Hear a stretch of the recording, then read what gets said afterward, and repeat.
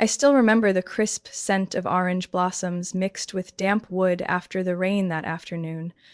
The city of Asheville had just cleared up in time before the guests arrived, leaving the backyard misty, strung with twinkling yellow lights like a fake net meant to catch insincere well-wishes. My mother, Lorraine, had planned the entire engagement party from start to finish.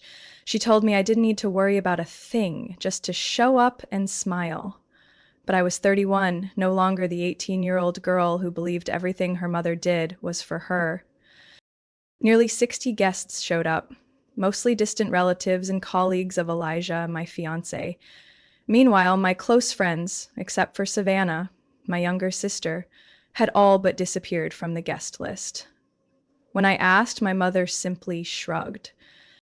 "You need a classy party, not a bar reunion." I was in the middle of a conversation with one of Elijah's aunts about wedding cakes when my mother appeared, lips painted wine red and eyes unusually bright.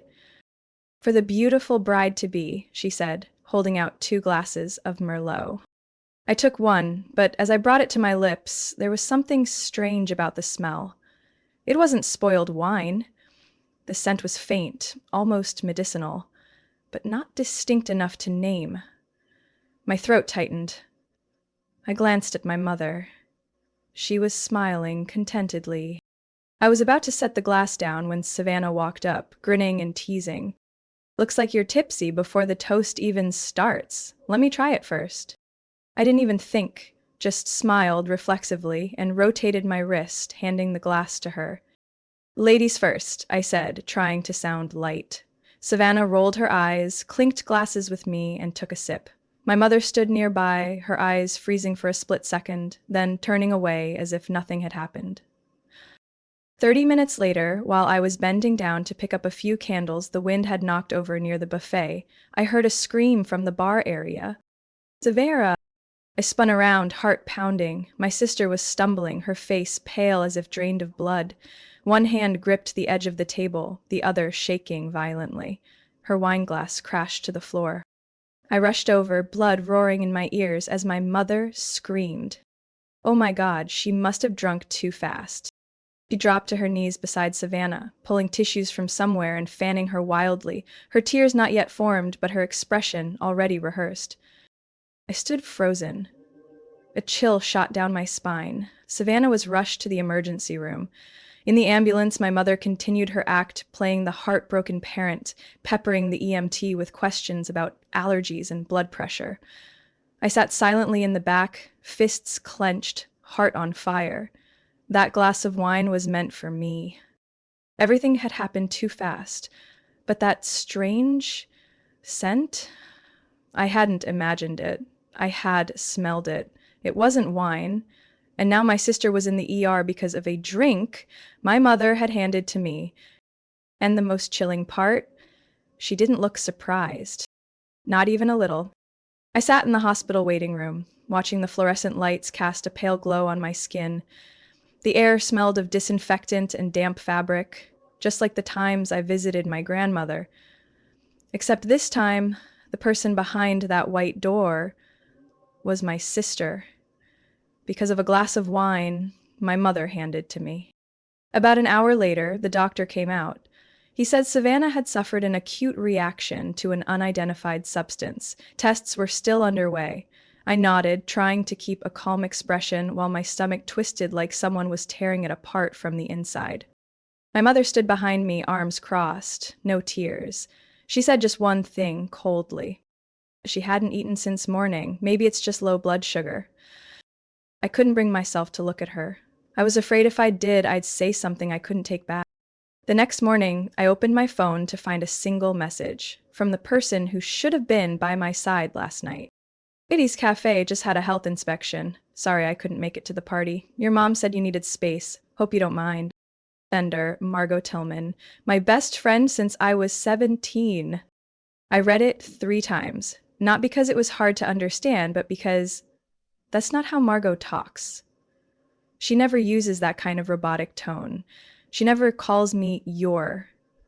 And most of all, she never apologizes for something she didn't decide herself. I tried calling. The line was busy. I sent another message. No response. Something was wrong. It wasn't just a gut feeling anymore. It was specific, sharp, like a small, cold blade that doesn't hurt at first until it's pulled out, leaving a wound that won't close. I called my dad, the only person in my family who had ever acted decently, even after divorcing my mom over a decade ago. He didn't pick up. I quickly texted, "Did Margot call you, or did anyone from the family reach out to her?" He called back not long after. "What are you asking?" His voice still the same, a little raspy from years of smoking. "Margot? Yeah? Your mom called her last week. Told her you were overwhelmed, showing signs of anxiety again. Said it'd be best not to stress you out." I dropped into the chair. "She said that to my friend? Not just her." He continued slowly. "She also called Elijah's cousin, the guy at that law firm. Said he should double-check the prenup. You? You okay?" I laughed. Not because it was funny, but because suddenly it all made sense. Every napkin, every guest, everything at that party had been chosen to ensure I had no one in my corner. She didn't just want to throw an engagement party. She wanted to rewrite the script of my life, where she's the director and I'm just the obedient lead. I froze, thinking back to everything I ignored the night before. None of my favorite songs played. Even Elijah, my fiancé of 3 years, seemed oddly distant all evening. I thought it was nerves, but now I knew. He'd been influenced, or at least convinced I was unstable, too emotional, hard to manage. I opened my laptop and scrolled to the original guest list Elijah and I had created. At least 8 of my friends weren't there. People I had submitted with full names, emails, addresses. They had been erased from everything. I tried Margot's number again. Still no answer. At that moment, one thing became painfully clear. If I hadn't switched that wine glass last night, I'd be the one in the ER right now. And if my mother was willing to do that in front of 60 people, what else had she done, quietly, that I still didn't know? I opened a blank document, titled it, "It Started with the Wine," because I knew this wasn't a suspicion anymore. This was a battle line, and she had already crossed it. Now it was my turn. I met Elijah on Monday afternoon, 3 days after the engagement party and 2 days after Savannah woke up. We met at a small cafe in the historic district, a place that used to be our regular weekend spot. But today, walking in, I felt no sense of comfort. Even the warm yellow lights felt cold.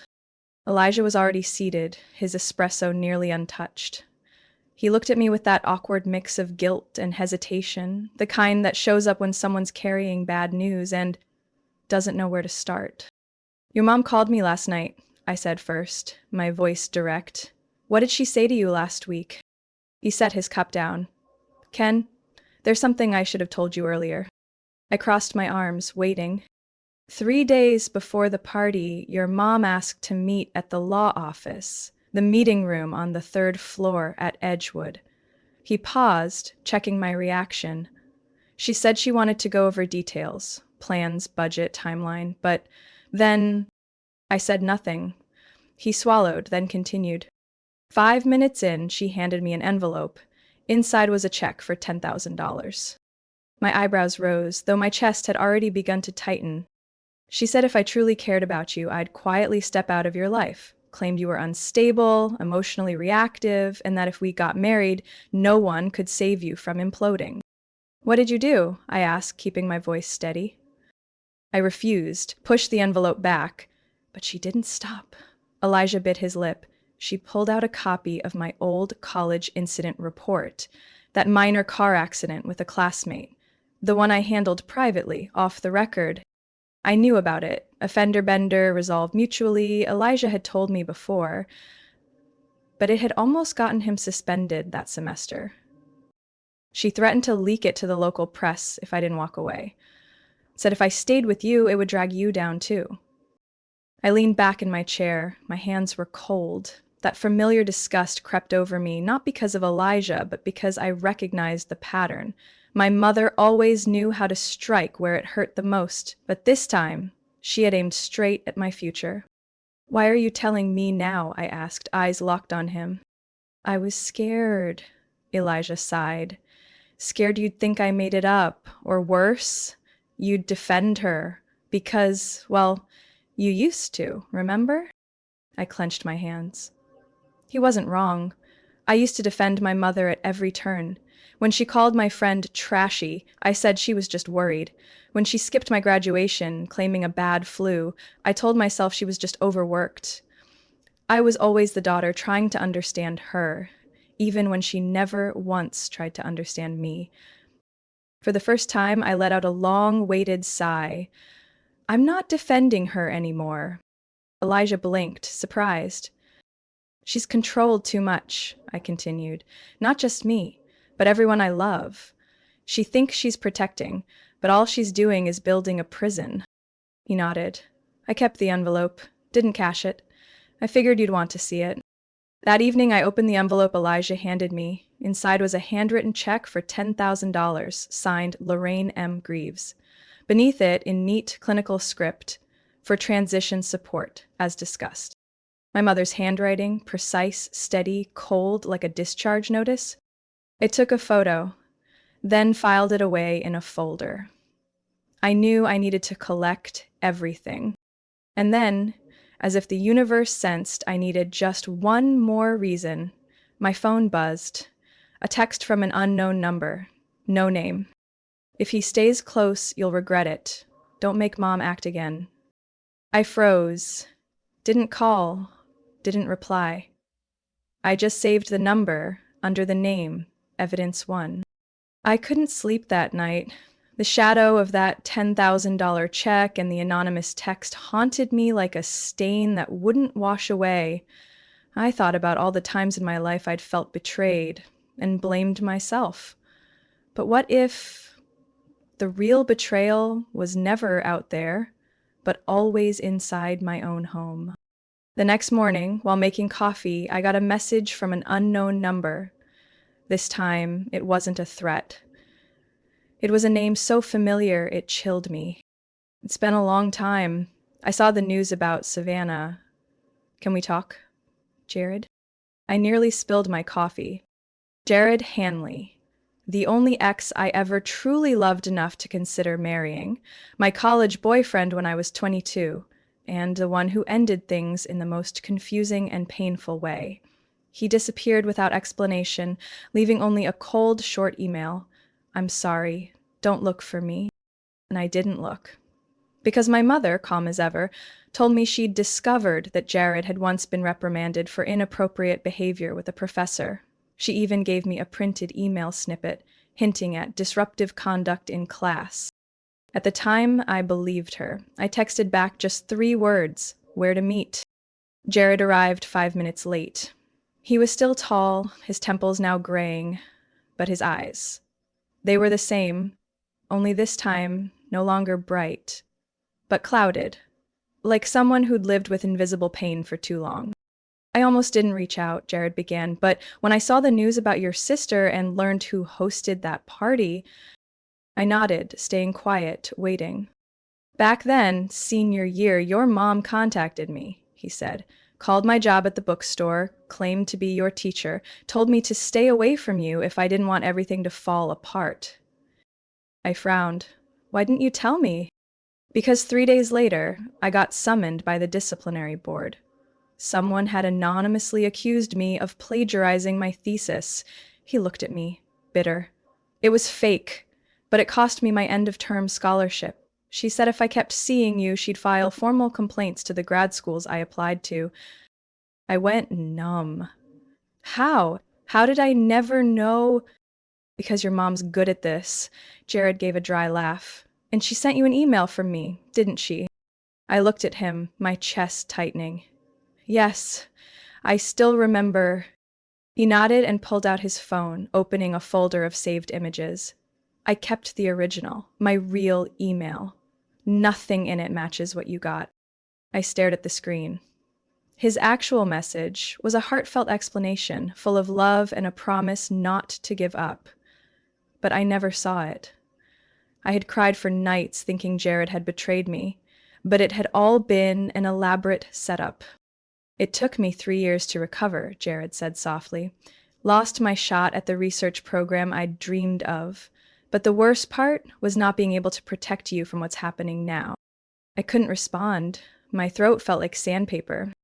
That night, I opened the old chest in the attic, filled with handwritten letters, journals, Polaroids, and trinkets I once thought were meaningless. At the bottom, tucked in a cream-colored notebook, I found a photo. Savannah in high school, sitting next to a girl with wavy brown hair, their hands gently intertwined. I vaguely remembered her, Liza, from Savannah's junior year. And then one day, she disappeared from our lives like she'd never existed. I brought the photo downstairs and showed it to Savannah, still recovering from everything. "Do you remember Liza?" She was silent for a long time, then gave a faint nod. "We were together for almost a year," she said quietly. "But when Mom found out, she called Liza's house, threatened to go to the school board, said if her family didn't transfer her, she'd spread rumors about inappropriate behavior in the locker room." "My God," I whispered. "Then she made me go to counseling," Savannah continued, eyes dry and steady, "forced me to sign a voluntary admission for adolescent behavioral issues. That record is still out there, tagged under my name." I sank into the chair, overwhelmed. Once again, what I thought was protection was just her fear weaponized into chains, wrapping around us, forcing us to live the life she deemed acceptable. I turned to Savannah and said gently, "It's time we cut those chains." And for the first time, I saw her nod, not with resignation, but with quiet determination. I hadn't planned on returning to the engagement party venue, but after everything Jared and Savannah told me, I realized one thing: if I didn't retrace the steps myself, no one else would. And I needed evidence. Not to convince others, not yet, but because I needed to believe myself. I drove to Bradbury Estate, where the party was held, a European-style lodge overlooking the southern Asheville vineyards, strung with fairy lights my mother once called the lights of a new life. Now, they just looked fake to me. I met Nora, the event coordinator, a woman in her 40s with sharp eyes and the blunt voice of someone who's wrangled hundreds of chaotic weddings. "I can't release any security footage to someone who didn't sign the contract," she said, flipping through her clipboard. "And in this case, that's your mother." "I understand," I replied, pulling out a business card posing as my legal representative. Jared had helped me draft a formal data preservation request as a party concerned about a health incident during the event. Nora hesitated. "I don't want any trouble," she said more quietly. "We have footage from the prep kitchen, wine storage, and part of the hallway to the patio." I nodded. "All I need is footage from 5 o'clock to 6:30 that evening." 3 hours later, I received an email with the extracted clips. My eyes locked onto the timestamp, 5:37 p.m., the exact moment my mother entered the prep kitchen, carrying her familiar gray leather purse. The footage wasn't crystal clear, but it was enough. I watched as she opened her purse and pulled out a small clear glass bottle. She bent down, selecting 2 pre-poured wine glasses. Then, quickly and deliberately, she tilted the bottle and added a few drops of clear liquid into one of them.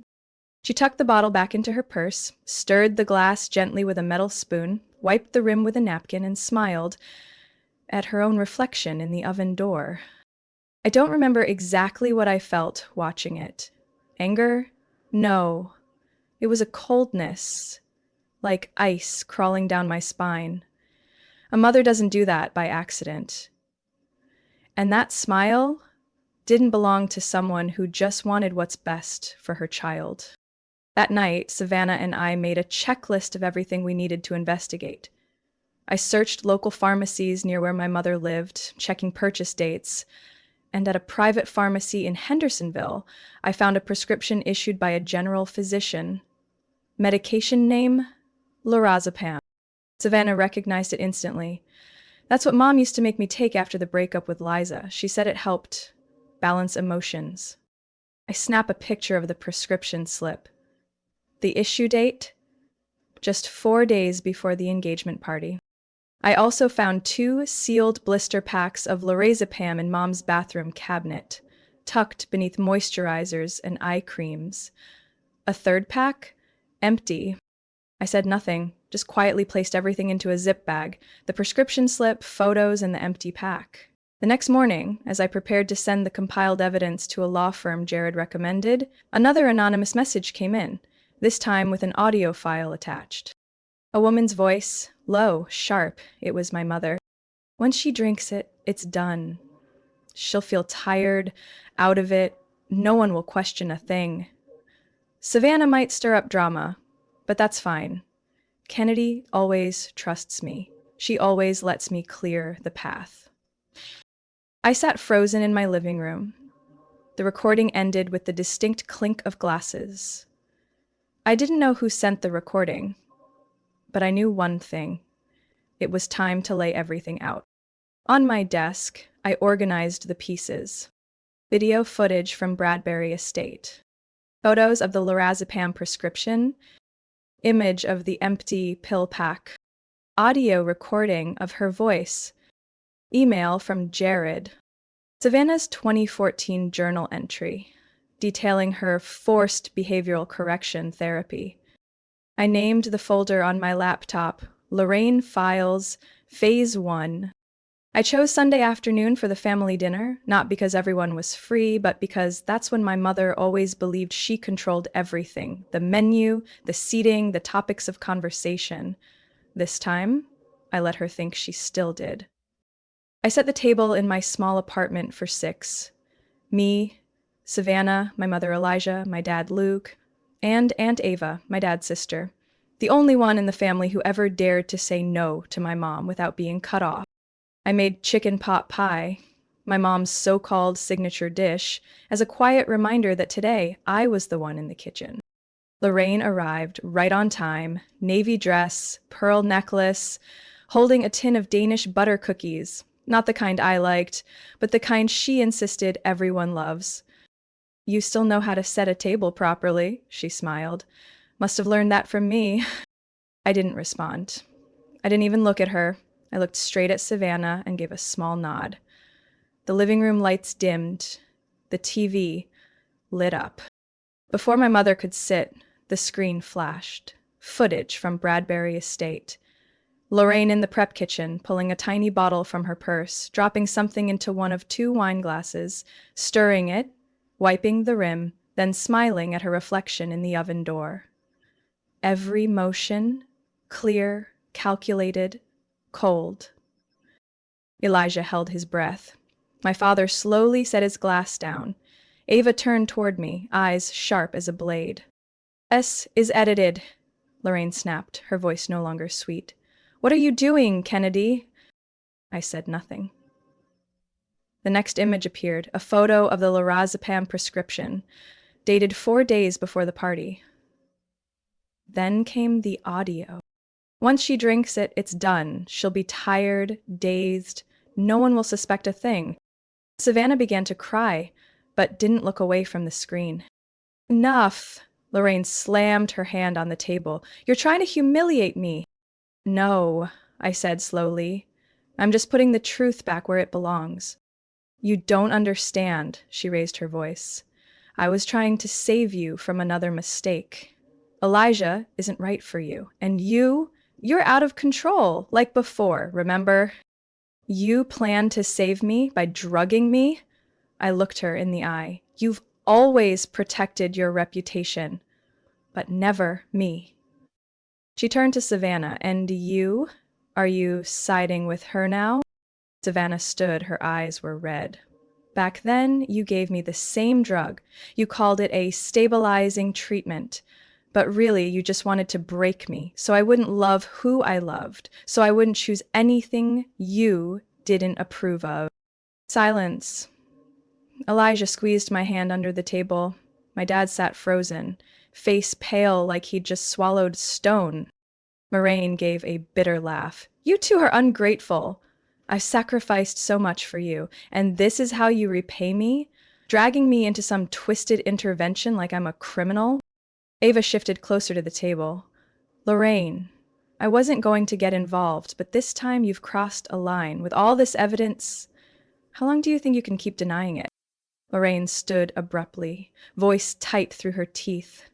You want to destroy me? Fine, but don't expect anything else from me. No more family, no more inheritance. We never had your love, I said, clear and calm. And if dignity and safety are the price of your wealth, I don't want it.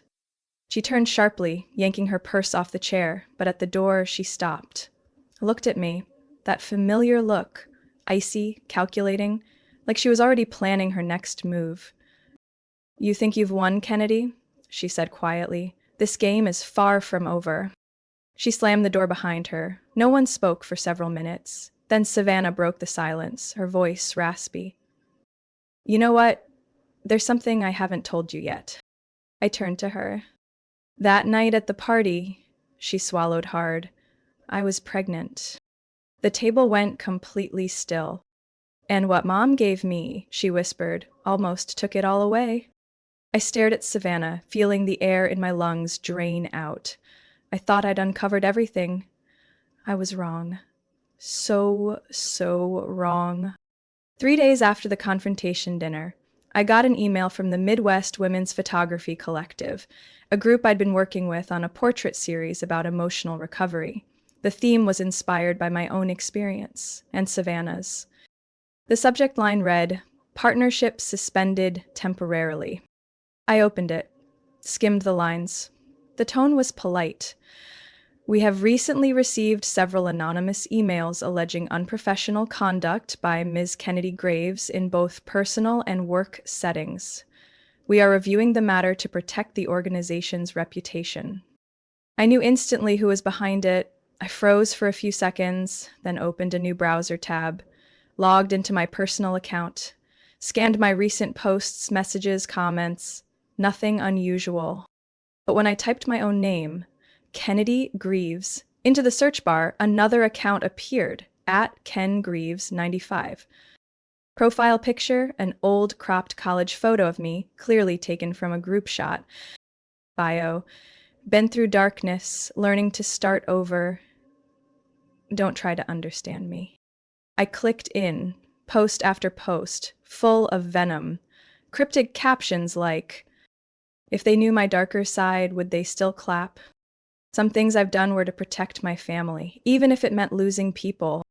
There were private photos no one should have had, a shot of me crying in my car, Savannah in a hospital bed, and a clip of Elijah and me arguing in a parking lot last year, cropped, out of context.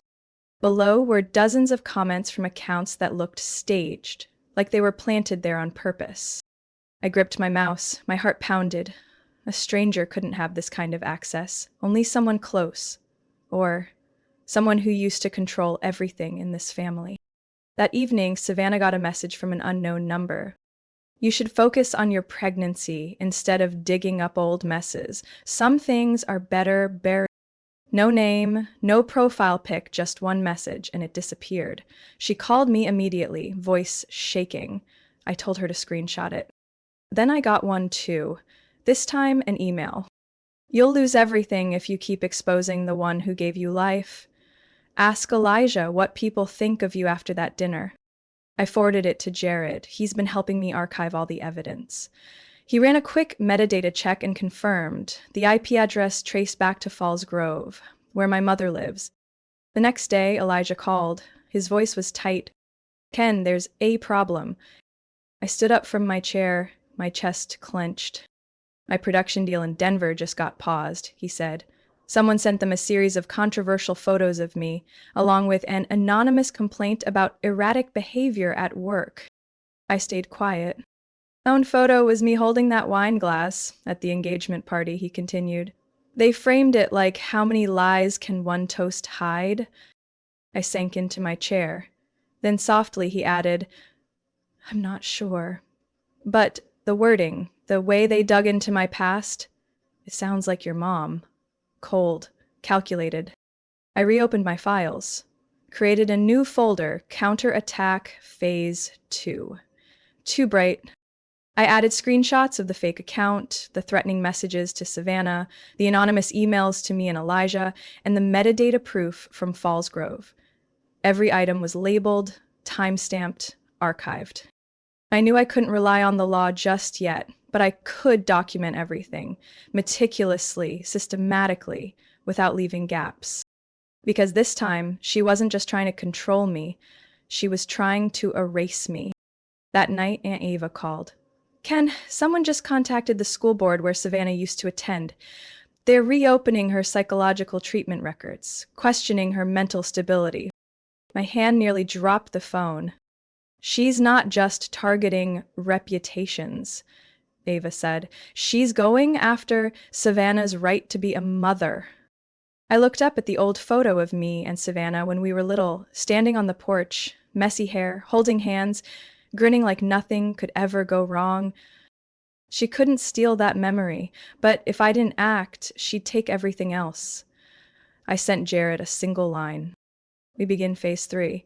Log everything. No loose ends. I spent nearly a week editing the video. Not because I lacked footage, but because every frame, every word, every second had to be delivered with cold precision. No drama, no bitterness, just truth. I titled it, The Mother in the Mirror, A Scripted Life. It opened with my voice, faceless, recounting the engagement party, the wine glass, and my mother's unblinking stare. Then came the security footage from Bradbury Estate. Faces blurred just enough to avoid lawsuits, but still clear enough to show Lorraine pouring a liquid into the glass. Then came the photos, the lorazepam prescription, the anonymous threatening email, screenshots from the fake account, the message to Savannah, and finally, the audio. She just needs to drink it, then it's done. I layered in Elijah's testimony about the $10,000 check, and Jared's, my ex-boyfriend whose career she sabotaged for being beneath her daughter. The final voice was Savannah's, shaky but firm. I almost lost my child because of someone who calls herself a mother. We posted the video at 8 p.m. Friday on a brand new YouTube channel, Kennedy Speaks. By the next morning, it had over 40,000 views. By noon, it crossed 110,000. The comments came in like a flood. Mothers shared stories of emotional abuse from their in-laws. Young women said they'd been called crazy just for choosing a different path. One wrote, I lived in a glass box for 28 years. Thank you for shattering it for me. I didn't reply to a single comment. But I read every one, because I finally knew I wasn't alone. 2 days after the video dropped, Savannah's former high school issued a statement. They publicly apologized for reopening her old counseling files and promised an investigation into outside interference. Savannah read it in silence, then turned to me and whispered, I never thought this day would come. My father, Luke, called that Monday at noon. He rarely called, even rarer, emotion. You did the right thing, he said, no matter how painful. I stayed silent. I thought I was protecting you by staying quiet, he continued, but all I did was help her keep hurting you. I nodded as if he were right in front of me. We didn't need many words, but that sentence, from him, was a step toward healing. By midweek, Lorraine's Facebook account was deactivated. The community groups she once moderated removed her. The local women's club, where she was treasurer, released a short statement. Due to serious ethical allegations, Mrs. Lorraine M. Greaves will suspend all activity pending formal review. No one defended her. No one posted in her favor. No more anonymous messages. No more, this should stay private. Because now everyone understood this wasn't just a family matter. This was the story of an entire generation, controlled by those who were supposed to love us unconditionally. 3 weeks later, Savannah and I attended a community forum on mental health and family trauma at the local university. I didn't plan to speak, but when the host asked, has anyone here had to break free from family control? Savannah stood up. Yes, she said. I was forced into therapy for loving a girl, drugged with sedatives from a wine glass that wasn't even mine. And I'm still here, because for the first time, I get to choose my own voice. The room was silent, then came the applause. I couldn't hold back my tears. Not from pain, but because for the first time I saw my sister standing tall, not hiding, not afraid, not asking anyone's permission to exist. We moved out of Asheville a month later. I relocated to Durham, starting a new job at a family synchrony studio. Savannah lives less than a 10-minute drive from me. Elijah and we're still together. Not perfect, but real. And Lorraine? I've heard she still lives in the same house, no longer seen at church, no longer attending women's groups. Some say she shops early in the morning, sunglasses on, avoiding eye contact. I heard she once filed a lawsuit against me for defamation, but after watching the video, her attorney declined to represent her. I don't feel triumphant. I just feel free. Because the only power she has left is silence. And this time, that silence belongs to me. My story isn't meant to smear a mother. It's meant to expose a truth that too many are silently enduring. Emotional abuse can come from those closest to us, disguised as twisted love and control. When I chose to break the silence, I didn't just save myself, I helped my sister reclaim her voice. The truth isn't always gentle, but it is always the first step toward freedom. And sometimes, the only way to heal is to name what hurt you. What are your thoughts on Kennedy's journey and the truth hidden behind that picture-perfect family image? Share your thoughts in the comments below. And don't forget to follow the channel for more powerful, real-life stories about family, healing, and hard truths.